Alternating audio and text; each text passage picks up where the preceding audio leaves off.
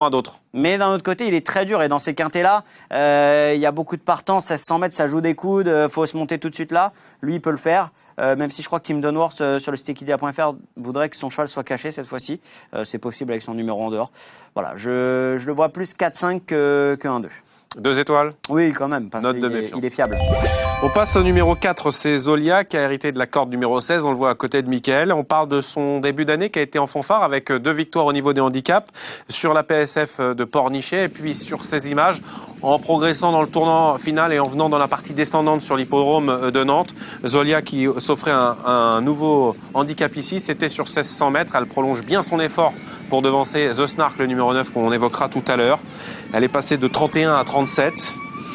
Elle monte de catégorie, elle n'aura pas de décharge. Cette fois-ci, elle va devoir patienter, ça fait quand même beaucoup de petits bémols. Oui, elle a quand même bien gagné la dernière fois, faisant dans une course tactique un bel effort quand même tout au long des 600 derniers mètres.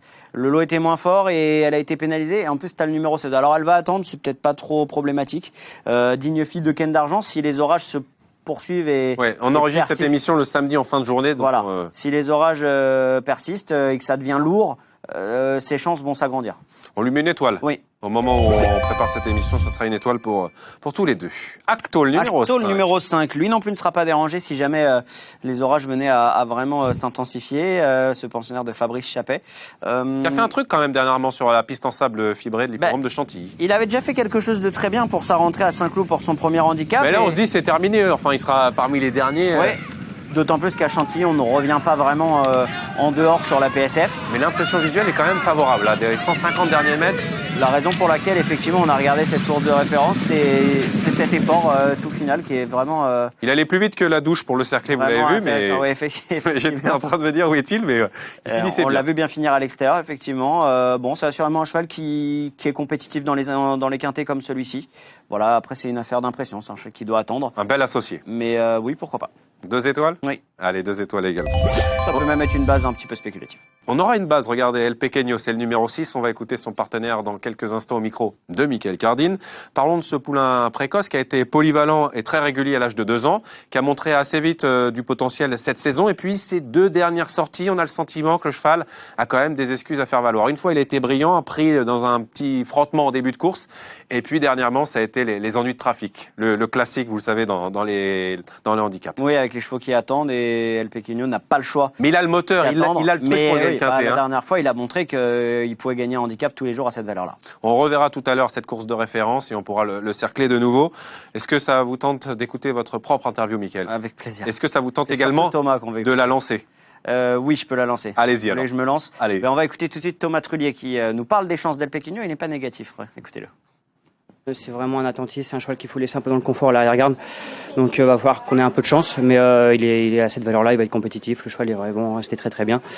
On a un bon numéro, mais bon, le bon numéro il ne sert pas à grand-chose. Mais non, on est confiant. Et il a évolué l'année dernière, on a bien vu.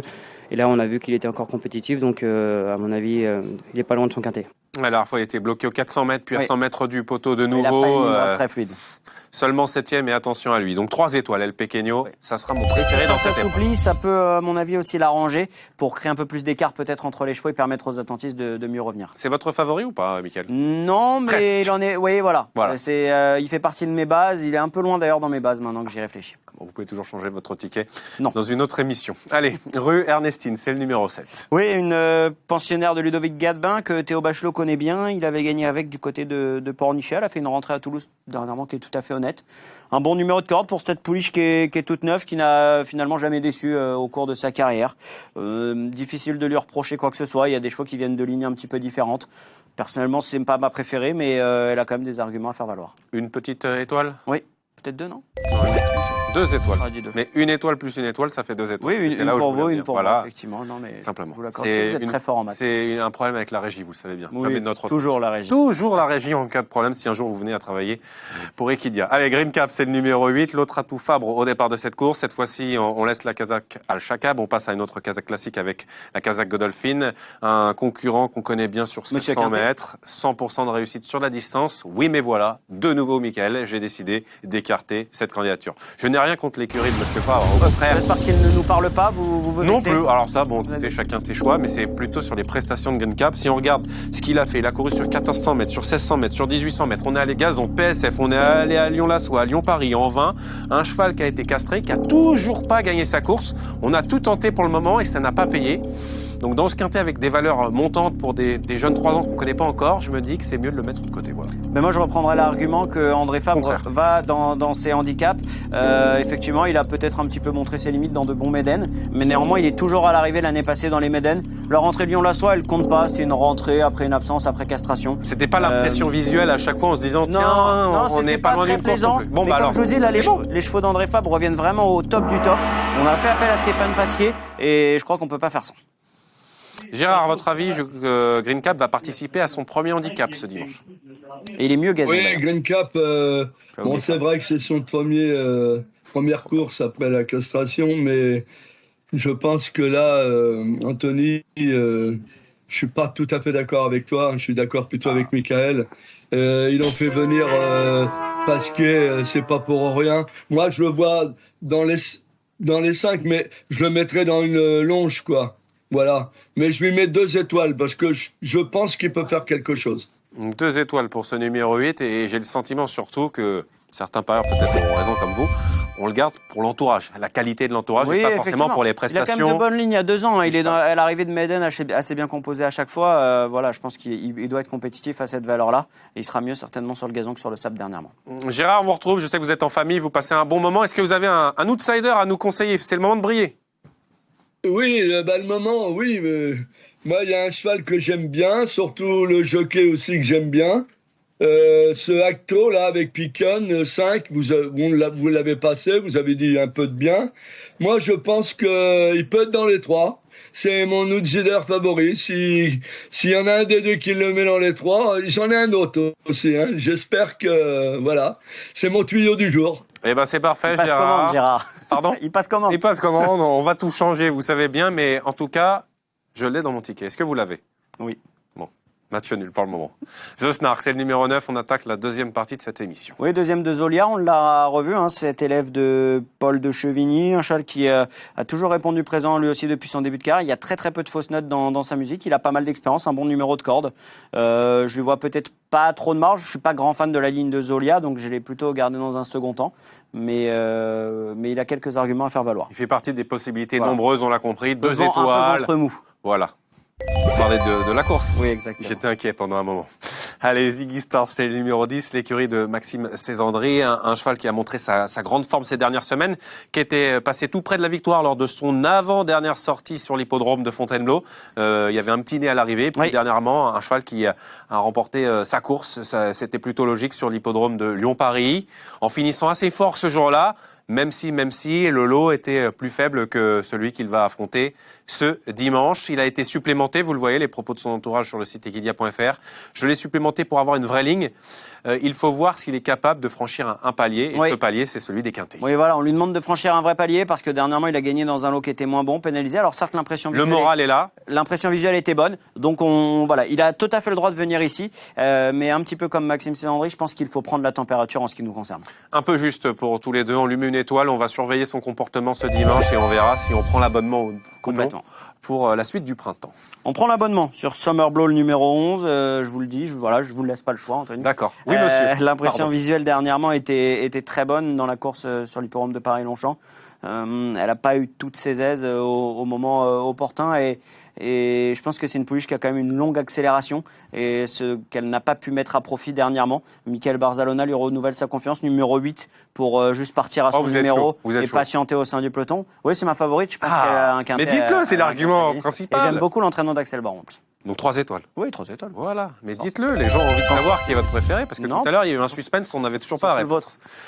Raidon, le numéro 12, un cheval qui a 3 sorties à son compteur, vous le voyez. 5e pour ses débuts sur le sable à Chantilly. 4e au Croisé-la-Roche avec une ligne où on a assez peu de recul. Et puis dernièrement, 9e sur 14 à Fontainebleau. Seulement, effectivement.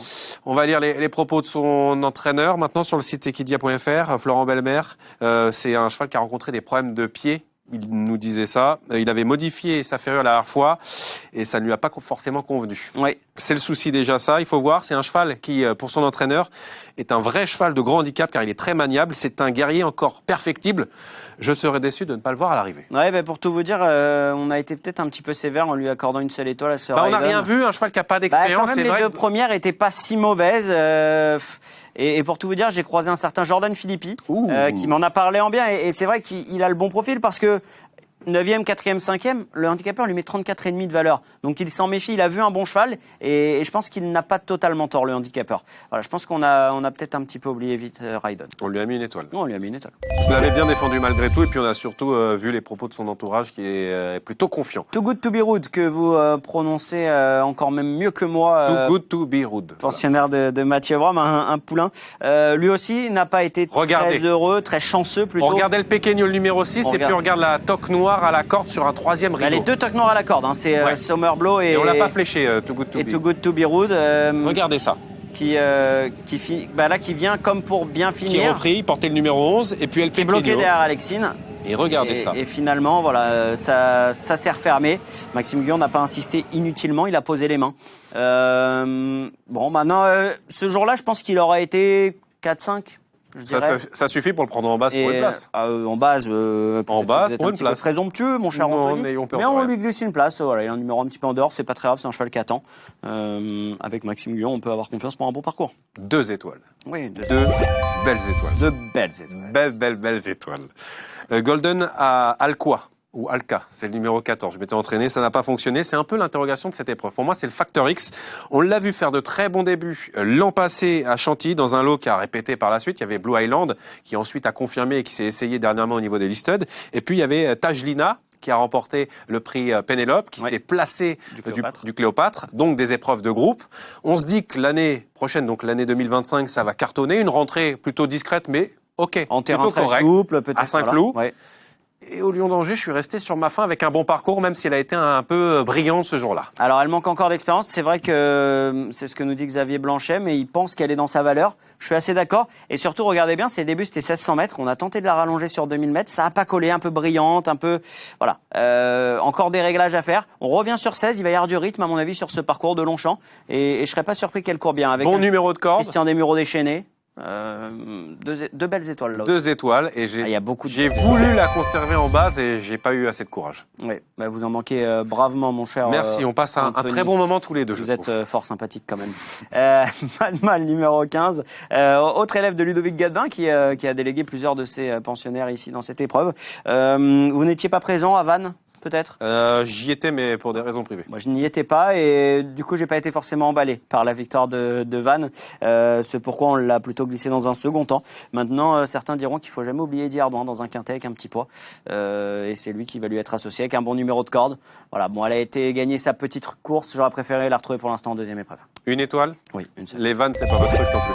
Non, je vous laisse ça, vous le faites merveilleusement bien. Je l'avais trop préparé celle-ci. Et puis le numéro 16, c'est Orangerie, qui a été déclarée non partante le 13 avril ici même sur l'hippodrome de Paris-Longchamp, avec un certificat vétérinaire à la clé. On l'a vu sur le sable, on l'a vu sur le gazon, rien vu de spécial pour tout vous dire si on fait un peu le bilan de ces 4 sorties publiques. Oui, allez-y, ce qui fait que beaucoup de choses à vous dire. La valeur n'est pas très haute. Elle est calme, les Australiennes. Et semble avoir un peu de marge. Oui, elle a équilibré, certainement pas tout montré, effectivement. Maintenant, vous savez aussi bien que moi qu'on aime bien... Alors parfois on aime bien avoir un coup d'avance, mais parfois aussi on aime bien voir un petit quelque chose quand même. Et là, force est de constater qu'on ne l'a pas vu.